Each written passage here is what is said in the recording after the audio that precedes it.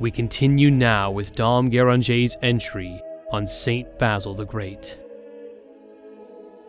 In another place he thus continues, "To every specious argument that would seem to counsel silence on our part, we oppose this other, namely, that charity counts as nothing, either her own proper interests or the difficulties of the times.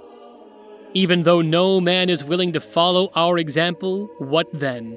Are we ourselves just for that to let duty alone? In the fiery furnace the children of the Babylonish captivity chanted their canticle to the Lord, without making any reckoning of the multitude who set truth on one side. They were quite sufficient for one another, merely three as they were."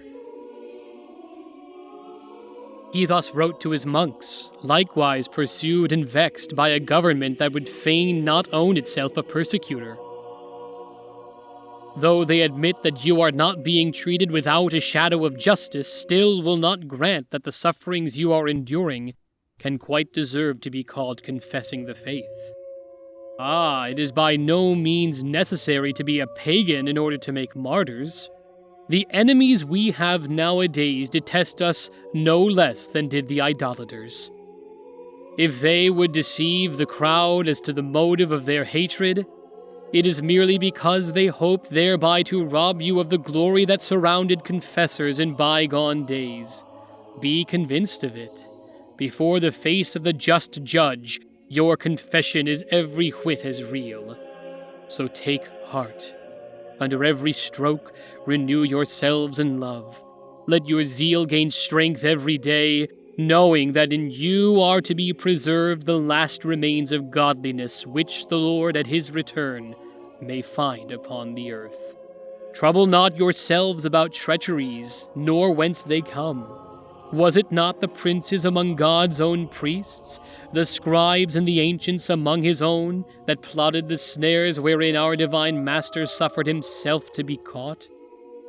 Heed not what the crowd may think, for a breath is sufficient to sway the crowd to and fro like a rippling wave.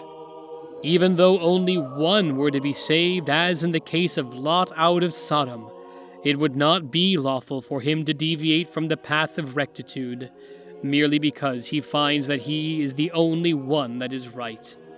No, he must stand alone, unmoved, holding fast his hope on Jesus Christ. Caesarea responded splendidly to his pastoral care. His word excited such avidity amongst all classes that the populace would hang upon his lips and await his arrival the livelong day in the ever more and more closely thronged edifice. When the great orator would chance by inadvertence to leave some verse of Scripture unexplained, with all decorum yet eagerly would these sons of his by signs and half-suppressed mutterings recall the attention of the venerable father to the passage of the text before him, from the explaining of which they were not going to let him off free.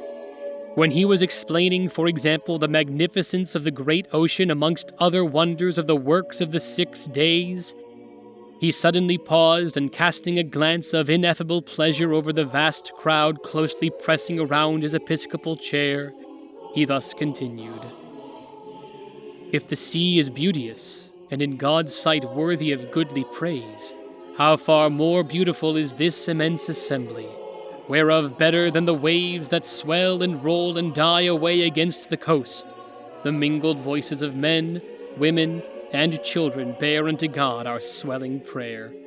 O thou tranquil ocean, peaceful in thy mighty deep, because evil winds of heresy are impotent to rouse thy waves." At last the time came when the main interests of the faith, the perils of which seemed up to this to have suspended in his worn-out body the law of all flesh, now no longer demanded his presence so absolutely as before.